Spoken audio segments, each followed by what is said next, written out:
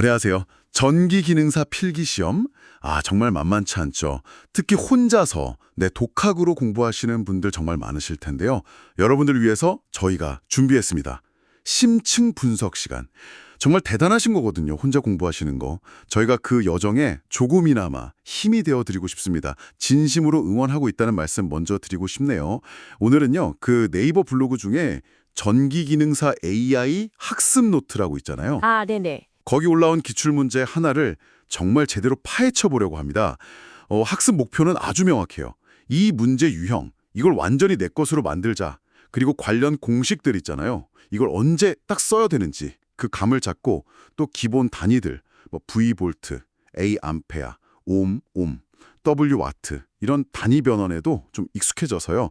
실전에서 딱 만났을 때 이거 하면서 빠르고 정확하게 답을 딱 고르는 능력, 그걸 키우는 데 집중해 보겠습니다. 네, 좋습니다. 오늘 저희가 살펴볼 문제가요. 이게 그냥 문제가 아니라 실제 CBT 기출 문제입니다. 그 6601의 회차에 나왔던 건데요. 내용을 보면 이제 코일에 직류 전압을 딱 걸었을 때 여기서 소비되는 전력이 얼마고 또 이 코일 자체의 저항이 얼마냐 이걸 묻는 문제거든요. 이게 언뜻 보면 간단해 보일 수도 있는데 사실 핵심은 그 문제에 주어진 정보가 여러 개 있잖아요. 네, 그렇죠. 그중에서 진짜 필요한 정보랑 이건 그냥 무시해도 되는 거구나. 이걸 딱 가려내는 능력이 중요합니다.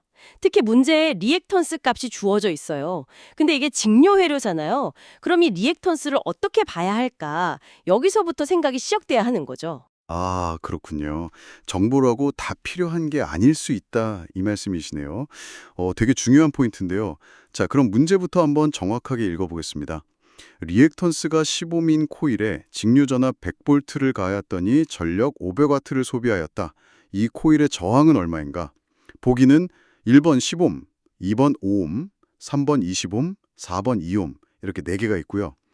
딱 보면 말씀하신 대로 리액턴스 값도 있고 전압, 전력 다 있으니까 이거 다 써야 하나? 약간 복잡하게 느껴질 수도 있겠어요. 네, 바로 그 부분입니다.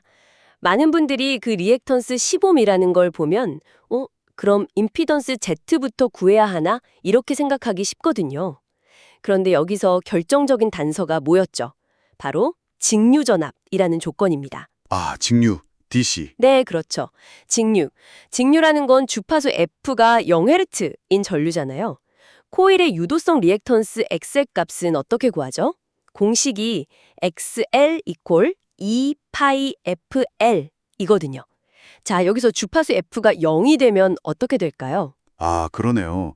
2파이 곱하기 0 곱하기 L이니까 그냥 0이네요. 리액턴스 L 값이 얼마든 상관없이 주파수가 0이면 XL은 무조건 0이 되는 거군요. 와, 정확합니다. 그러니까 이상적인 코일이라면 직류회로에서는 그냥 저항이 0인 전선이랑 똑같이 행동하는 거예요. 근데 실제 코일은 구리선 같은 걸 감아서 만드니까 그 선 자체의 저항, 즉 저항 R 성분은 가지고 있거든요. 그래서 이 문자처럼 직류 전압이 가해진 코일 회로에서는 그 회로 전체의 임피던스 Z라는 게 사실상 코일 자체의 저항 R 값하고 똑같아지는 겁니다. 만약에 이게 교류였다면 Z 이퀄 루트 R제곱 플러스 XL제곱 이렇게 복잡하게 계산해야 했겠지만요. 네네. 직류에서는 XL이 0이니까 Z는 루트 R제곱 플러스 0제곱이 되어서 그냥 R만 남는 거죠. 야, 그렇군요.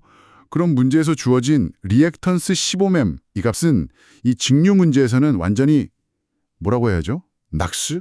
함정? 그런 거였네요. 네, 그렇죠. 일종의 더미 정보라고 볼 수 있습니다. 이걸 보고 교륜과 해서 임피던스 구하려고 하면 완전히 다른 길로 가는 거였군요. 그럼 이 문제는 사실상 저항 R만 있는 회로에 직류 100볼트를 걸었더니 500와트가 소비되었다. 이 저항 R은 얼마인가? 이렇게 간단하게 다시 볼 수 있는 거네요. 맞습니다. 그렇게 문제를 딱 핵심만 남기고 재해석하는 게 중요합니다. 그리고 직류 회로에서는요. 전력이라는 건 오직 저항 성분에서만 열 에너지 형태로 소비가 됩니다. 리액턴스 성분은 에너지를 잠깐 저장했다가 다시 내놓는 역할만 하지 평균적으로 전력을 소비하지는 않거든요. 그것도 중요한 개념이네요. 네. 따라서 문제에서 주어진 전력 500와트는 이건 순전히 코일의 저항 아래서 소비된 값이다. 이렇게 봐야 하는 거죠? 좋습니다. 이제 문제의 본질을 완전히 파악한 것 같아요. 그럼 이제 저항 R값을 구체적으로 계산해 볼 차례인데요. 우리가 아는 건 전압 V 있고 100V, 그리고 전력 P 있고 500W, 이거 두 개잖아요. 네. 이 값들이랑 저항 R 사이의 관계를 나타내는 공식. 전력 공식이 여러 개 있었던 것 같은데 P 있고 VI도 있고 P 있고 I제곱 R도 있고 P 있고 V제곱 R도 있고 뭘 써야 제일 좋을까요? 아, 네. 좋은 질문이에요. 세 개 다 맞는 전력 공식이죠. 근데 지금 우리가 아는 값이 뭐죠? 전압 V하고 전력 P이죠. 그리고 구해야 하는 건 저항 R이고요. 이 상황에서 R을 가장 직접적으로 한 번에 구할 수 있는 공식이 바로 P는 V제곱 R입니다. 아하. 만약에 P는 VI를 쓰려면 일단 전류 I부터 구해야 돼요. I는 PV 이걸로 구한 다음에 다시 ohm의 법칙 V는 IR 써서 R린 VI로 또 계산해야 해서. 두 번 계산해야 하네요. 네. P는 I제곱 R도 마찬가지로 전류 I를 먼저 구해야 하고요. 물론 어떻게 풀든 답은 똑같이 나오겠지만 시험장에서는 시간이 중요하잖아요. 그렇죠. 빠르고 정확하게. 네. 주어진 조건에서 가장 빠르고 간단하게 답을 낼 수 있는 공식을 딱 선택하는 게 중요합니다. 여기서는 P는 V제곱 R, 이 딱이죠. 이야, 문제에 주어진 값이랑 구하려는 값을 보고 가장 효율적인 공식을 고르는 것. 이것도 실전 꿀팁이네요. 좋습니다. 그럼 P는 V제곱 R 공식을 사용해서 계산을 해보겠습니다. 자, P 자리에 500W를 넣고 V 자리에 100V를 넣으면 식은 500은 100제곱 R 이렇게 되겠네요. 맞습니다. 이제 이 식을 R에 대해서 정리하면 되죠. R을 왼쪽으로 넘기고 500을 오른쪽 분모로 보내면 R은 V제곱 P 이런 모양이 됩니다. 즉, 저항 R은 전압의 제곱을 전력으로 나눈 값이 되는 거죠. 자, 그럼 이제 진짜 계산 들어갑니다. R은 100제곱 500. 아까 블로그에서도 강조했던 그 분수 읽는 법, R은 500분의 100의 제곱입니다. 이렇게 읽으면 되죠. 네, 맞습니다. R은 500분의 100의 제곱. 100의 제곱이면 100 곱하기 100이니까 만이죠. 그럼 R은 만분의 500이 되네요. 계산해보면 분자 분모에서 0 2개씩 딱딱 지우면 105가 남네요. 네. 100 나누기 5는 20. 네, R은 20이 나왔습니다. 네, 정확하게 계산하셨습니다. 저항값은 20이고 단위는 당연히 저항의 기본 단위인 옴이죠. 따라서 이 코일이 가지고 있는 순수한 저항 성분은 20옴이다. 이런 결론이 나오는 겁니다. 그럼 보기 중에서 정답은 3번. 25옴이 확실하네요. 와, 저희가 분석했던 그 전기기능사 AI 학습 노트 블로그 게시물에서도 똑같이 풀어서 25옴이라고 답을 딱 제시하고 있거든요. 우리 다 이렇게 논리적으로 따라온 과정이랑 결과가 딱 맞으니까 뭔가 되게 뿌듯한데요? 하하, 그렇죠. 네, 이렇게 하나하나 따져가면서 답을 찾아내는 경험이 쌓이면 자신감도 붙고요. 시험장에서도 당황하지 않게 되죠. 자, 그럼 오늘 이 문제 하나를 정말 깊게 파보면서 우리가 얻은 핵심 교훈들, 이걸 좀 정리해봐야 할 것 같아요. 그냥 답만 아는 거랑은 다르니까요. 첫 번째, 그리고 저한테는 가장 좀 충격적이었던 거. 역시 직류 DC라는 조건이 딱 붙으면 코일의 리액턴스 XL 값은 계산할 때 그냥 없는 셈 쳐라. 문제에 버젓이 숫자가 써 있어도 말이죠. 네, 맞습니다. 그게 이 문제 유형의 가장 핵심적인 함정이자 또 평가하고자 하는 부분입니다. 겉으로 보이는 정보에 그냥 휘둘리는 게 아니라 이건 직류구나 하는 그 회로의 근본적인 조건을 파악하는 능력, 그걸 보는 거죠.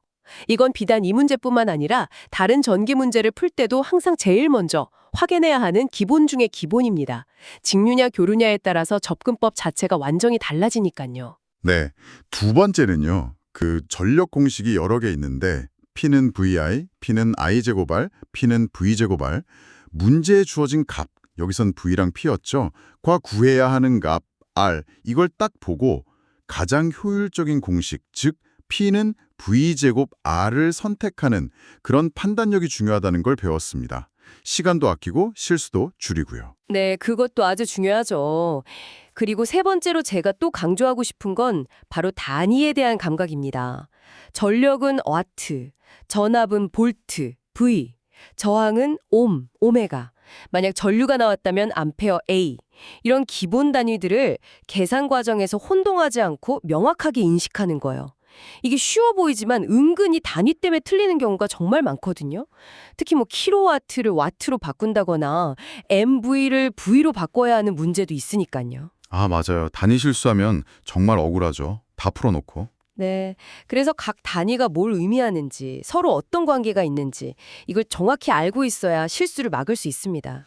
결국 단순히 공식을 막 외우는 걸 넘어서 이 공식이 어떤 상황에서 쓰이는 건지, 그리고 문제 속에 주어진 정보 중에서 뭐가 진짜고 뭐가 가짜인지 옥석을 가리는 능력, 그리고 기본적인 단위 체계를 정확하게 이해하고 적용하는 그런 종합적인 능력이 전기기능사 필기시험 합격의 열쇠가 아닌가 그런 생각이 드네요.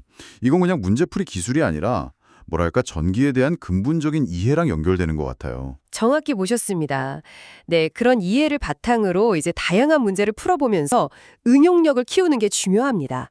오늘 본 문제처럼 약간의 함정이 있는 문제들은 오히려 내가 기본 개념을 얼마나 탄탄하게 알고 있나 이건 스스로 점검해 볼 수 있는 좋은 기회가 되기도 하고요.